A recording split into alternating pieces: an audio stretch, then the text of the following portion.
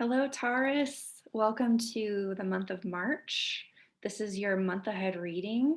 I'm going to read about 7 different transits that will be impacting us in an incredible way this month. And so, as I'm taking a look at your month ahead, I'm seeing that this might actually be a bit more of a private month for you. You are trying to navigate your affiliations in the world, but I can see that you're actually going to want to be moving into a bit more of a private space by the end of the month.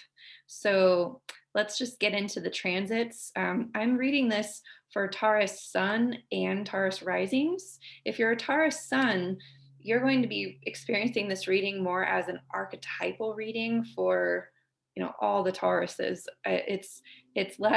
It's going to be more generally where these energies will show up for you in certain areas of your life on like a soul level. But if you're a Taurus rising, this reading is going to show up for you more specifically in the areas of your life, like in your day to day. So be sure to listen to either your sun or rising as you are like paying attention to this. Sorry. All right. So let me get to it. The first event that I want to talk about was actually the full moon that happened in February. This full moon in Virgo for you it actually occurred in your 5th house. And so you're going to be looking to the 5th house or the sign of Virgo in your chart to be looking for the pearl of great price. And the pearl of great price is what it is that you value the most. After this whole last year of 2020, we've all gotten this experience of asking ourselves, what is it that I really value? What really matters after all is said and done? What do I really hold dear in my life now? And Taurus, if you're a Taurus rising, this is going to show up in what do I take pleasure in? Like, what do I just really enjoy on a sensual level? Both you and Virgo, you're both earth signs, and having an earth sign in your 5th house is going to, it's like you enjoy feeling healthy. You enjoy feeling independent and sovereign and free. You enjoy the sensation of knowing that you've got your feet under you and that you are capable.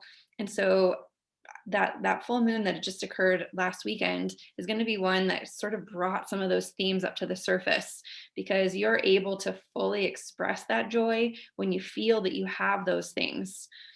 Now, the next event that we're going to talk about is Mars's movement from your sign Taurus into Gemini.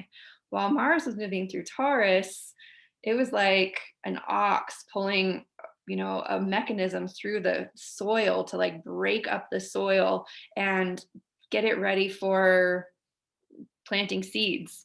And so I would suggest that over the last month and a half, you may have experienced things that really like cut you open, that just like opened your heart, opened your soul, opened your mind, your emotions, opened every single part of you. You may have even, experienced some sort of like, could have been health issues or something like that, or some sort of just something. It went through your 1st house. So in whatever it was, it brought you into a new identity altogether. So you've been reshaped by Mars's movement through your planet, your sign. And as it moves on March 3rd into Gemini, now it's going to restructure all the things that you've held valuable. And so really examining that pearl of great price, whatever was coming up for you this past weekend, really examining that, really reflecting on what it is you truly value, and making sure that those are the seeds that you plant moving forward. What would you like to experience more of? Let it feel visceral, let it feel somatic. Like, feel it with all of your body that, yes, I am planting this seed. Every seed is a decision. You're making a decision every time you say yes and every time you say no. So now is the time to have some clarity on where you are. Like, this isn't really a time to be straddling the line. Like, you're wanting, with Mars is moving through Gemini, especially through your second house, to become very clear on what your preferences are for what you value.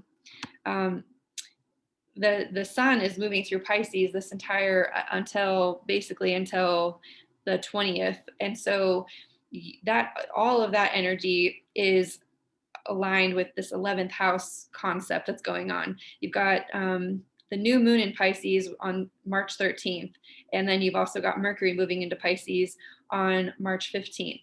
So this Pisces energy for you is actually about you really taking a look at your role in all of the groups that you associate with. These could be the people that you serve. These could be who you affiliate yourself with, your extended family. How have you functioned within those units? What is your function, and how are those units serving you? You may find this month that the way that you associate in the world is actually either bringing you great fulfillment or is not. And there could be some decisions that you're making around that, um, that could shift a lot. And what I would recommend is just being very receptive, really paying close attention to how you feel when you are in affiliation with people. What's coming up for you while you're hanging out? Like, what parts of you are allowed to be present in those moments, and what parts of you aren't? Is there a way for you to bring even more of yourself to the people you associate with? And if there's not, why? This new moon that's happening on the 13th, this is a seed for you of being in right relationship with those groups. And then when Mercury moves into that space, it's going to give you direct messages on how to come into right relationship. And the key, again, is really having a strong body sense for what resonates and what doesn't. And so really, really a lot of reflection on the somatic experience, the felt experience of what you're choosing to have more of and what you're choosing to have less of in your life. Now, when the sun moves into Aries on March 20th and Venus follows the sun on March 21st, they're going to both move into your 12th house, or into the space that could be considered, even if you're a Taurus sun, this could be considered a space that's right before your birth.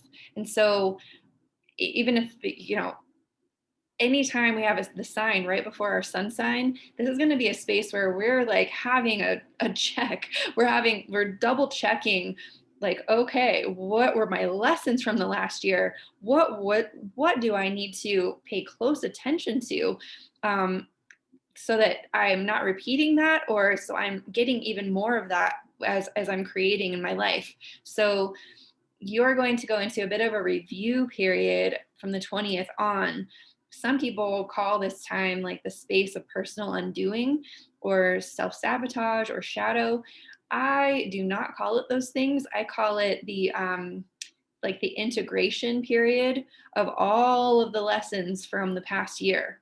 So you have an entire, the strangest year in history. You have the entire year for you to recall who it is you are now and who you want to become. It's a really good time for you to investigate the roles you've been playing in all of your relationships and reinvent them, create a new meta role. Like, maybe you're not a mother or a father. Maybe you're not a teacher or a student. Maybe what you are is an experiencer of other people's pleasure, or a witness to divine unfolding, or, a channel of expression in the present moment. There are so many different ways you can define yourself. And any kind of pain that comes up for you is probably because you were holding on too tightly to certain defined roles, and you've outgrown these roles. And now you're pressing against that chrysalis. You're about to come out while when we move into Taurus season, but we're not there yet. So you're going to feel yourself wriggling in that chrysalis, getting yourself stronger and stronger as you push against the resistance of the roles and rules that you put on yourself. And finally, on March 28th, we have a full moon in Libra. This will show up in your sixth house. And the sixth house is the house of you really coming into relationship with your completed whole, with what it means to be sovereign, with what it means to, claim who you are on this planet. And it's perfect time for you.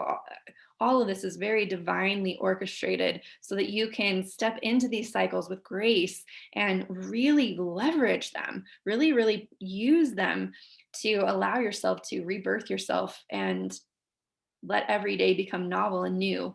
So that's all I want to say about March, but I do want to pull one card for you to kind of give you an archetypal focal point as we move through the month. If you found this useful, you might also want to watch my general March reading just for the general population and understand that everyone is going through March just like you. They may be experiencing it differently from you, but a lot of people are investigating their relationships with themselves, with their lives. All right, so for you, I got the Healer. So this is the card, the Healer. And the Healer, wow, obviously is bringing a message, and I'll read it for you. The Healer, the light worker, the gifted, the old soul. Though some claim the work of the healer as their gift and name it as their dharma, the force of this archetype is within everyone. It is our natural inclination to remember, to return to, and to reclaim that central and eternal life force from which we so easily drift away. In Sanskrit, the word avdya, I'm sorry for people, it's Avidya, avidya means forgetting. And it is said that this is the source of all suffering and disease.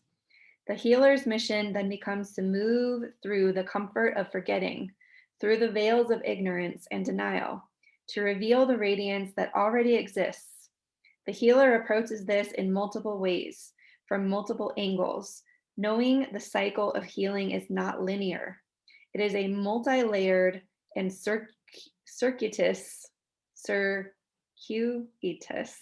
my gosh, circular process, always leading back to its own origin, much like the Ouroboros. When in light, self-contained, grateful, and awake. When dark, tired, needy, forgetting its own practice. The image of the serpent is eternally tied to healing and medicine, both Western, the Caduceus, and Eastern, Kundalini. Study the serpent and its power. The wounded healer is not someone who is wounded and is now healed. It is someone who continues to courageously break open the self and ego as a means for deep integration. Oh, yeah. Well, you're entering a time of deep integration this month as you enter into that closing phase of the year. So utilize it and leverage it. Do not put more pressure on yourself than you need to. Really allow this to be that incubator, because you will emerge so much stronger if you really allow this season of integration to happen for you without trying to force any other season. It would be like peeling the chrysalis off the butterfly before it's ready to come out. It needs the pushing against that chrysalis in order to have the strong wings. And I know this year has been like one big giant chrysalis for almost all of us. So you could be really tired, Taurus. And I'm just holding space for you to allow this last bit of transformation to occur, and know that what is coming for you is a much more sustainable and strong version of you. And by really utilizing this energy, you are calling it in and claiming it for yourself and for your life. So congratulations. So if you found this helpful and valuable, please like, share, and subscribe. I'm creating videos for all of the 12 signs every single week this month and forevermore. So would love to continue to create content for you, and I will see you next time.